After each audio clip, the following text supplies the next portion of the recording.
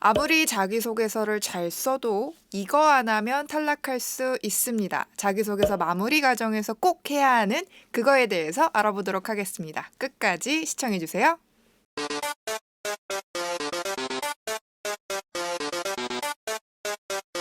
안녕하세요. 진학사 심지연입니다. 김무섭입니다.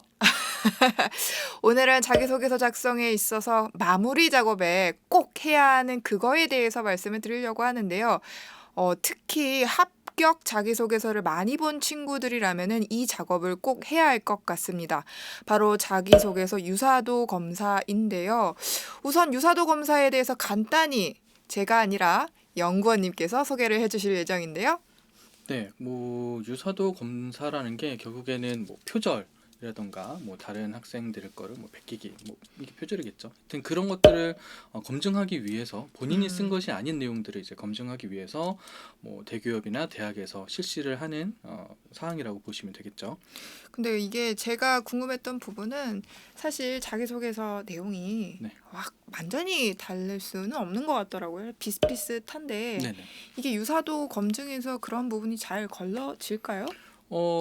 대부분의 경우 학생들이 이제 자기가 쓴 경우에는 유사도 검증에서 크게 걸리지는 않아요. 근데 걸리는 경우들은 일반적인 내용들, 남들도 다 쓸만한 내용들로 쓰게 됐을 때 이제 검증이 되는데, 이 유사도도 그리고 또 검색을 했다고 해서 다 똑같이 이제 조금만 있어도 무조건 불합격 이렇게 처리되지는 않거든요. 그래서 유사도 검증에서 5% 미만인 경우에는 상관없이 그냥 진행이 되고, 그 다음에 5% 이상에서 30% 미만일 때는 이제 유의라고 해가지고 비 옐로우 존이라고 해가지고 요것도 조금 한번 검증을 거치게 되고, 30% 바로 이상인 경우에는 또 이것도 검증을 거치게 돼요. 그러니까 바로 불합격 처리가 되지는 않는다. BC를 하더라도. 그래서 대학에 따라 조금 차이는 있기는 한데, 대부분의 경우에는 소명서 같은 것들을 제출을 해서 검증을 하거나 이런 절차를 거쳐서 최종적으로 표절 여부가 확정이 됐을 때 이거를 이제 불합격 처리하거나 감점 처리하는 이런 절차를 거치게 되는 거죠. 근데 이제 궁금한 것 중에 하나가 더가 이제 만약에 제가 A 대학을 지원을 할 거예요. 네. 근데 B 대학에 합격한 선배 자기소개서를 좀 베꼈어. 네. 그것도 걸리나요? 검증되죠. 그러니까 유사도 검증할 때 대기업에서 검증을 할 때 3개년치를 확인을 하고, 그때 그 지원한 대학뿐만이 아니라 타 대학 내용들까지 검증을 하고, 심지어 인터넷 검색한 내용들까지도 다 검색을 해요. 그렇구나. 그래서 그거에 대한 검증들이 다 밝혀지고 나면, 그러니까 확인을 해서 이제 대학에 안내를 해주고, 그럼 그 대학에서 그런 내용들을 중심으로 이제 다시 심층적으로 확인을 하게 되는 거죠. 우선 중요한 건 베끼면 무조건 걸리겠네요.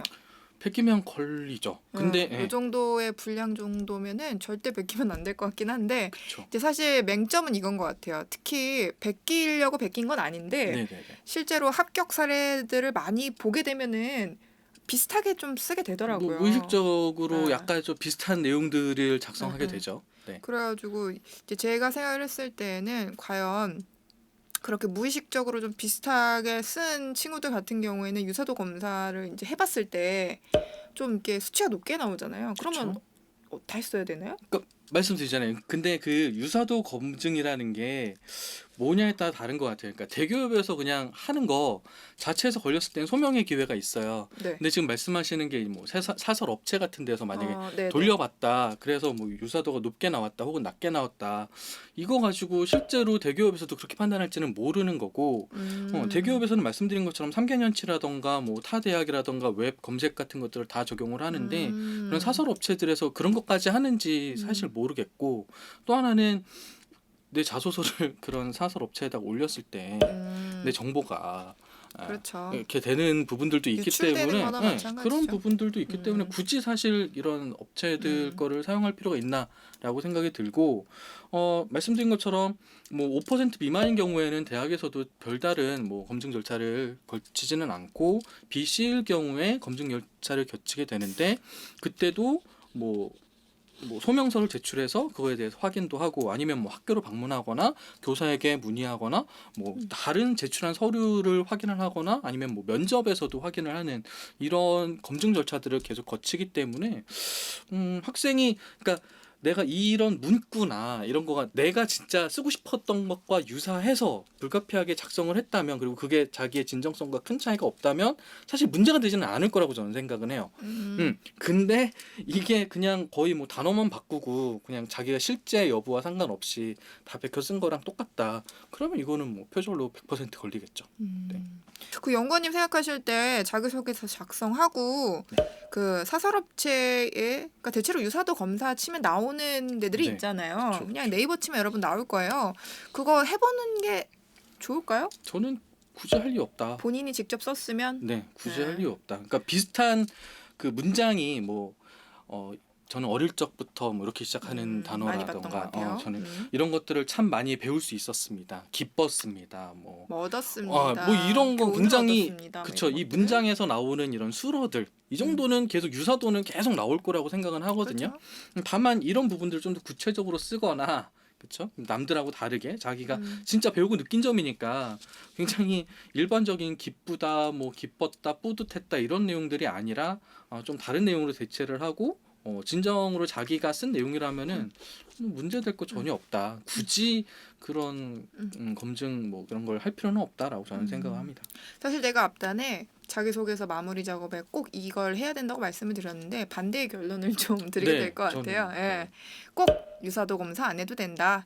성령 이제 사설 기간 같은 경우에는 그 비율이 좀 높게 나왔다 하더라도 아무래도 대기업의 기준이랑 좀 다르기 때문에 그게 정답은 아닐 수가 있다라고 결론을 좀 내릴 수가 있을 것 같고요. 그리고 진짜 본인이 쓴다면 뭐 문제 되지는 않을 것 같아요. 네. 한 가지 더 말씀드리면 이제 또 학생들이 궁금한 게 뭐 재수생이나 이런 학생들 같은 경우에 작년에 쓴 거 그대로 쓰면 표절 걸리는 거 아니냐. 아, 자기 표절. 그쵸. 예. 이런 얘기들도 있는데 이제 대기업이 그렇게 녹록한 데가 아니에요. 그래서 저희 뭐 진학사라든가 UA 같은 대행 업체에서 뭐 자기소개서 입력을 하실 거 아니에요. 원서 접수하실 때. 그럼 그게 이제 대기업으로 쭉 가는데 그때 개인정보랑 같이 매칭이 돼요. 그래서 자기가 쓴 것들에 대해서는 그냥 그거라는 것들을 다 검증을 할 수 있기 때문에 자기가 자기가 다른 대학교에 똑같이 제출하더라도 그거 가지고 검증이 되지는 않는다. 그렇게 생각을 하시면 될 것 같고, 마지막으로 한 가지 더 말씀드리면 사후 검증도 합니다. 사후 검증이요? 대기업이랑 대학에서도 그러니까 입시 전형을 다 끝내고 나서도 검증을 해요. 아, 사후에도. 다시 한번 또. 그래서 거기서 만약에 아. 뭐 이게 문제가 된다, 소지가 있다, 그럼 이 친구는 불합격 처리, 합격을 한 후에도 불합격 처리를 아. 하게 되니까 오. 그러니까 이런 표절이나 무섭다, 이거는. 웹 검색하셔가지고 막 이렇게 네. 쓰시거나 이런 것들은 하지 않으시는 게 그런 게 정신 건강에 좋습니다.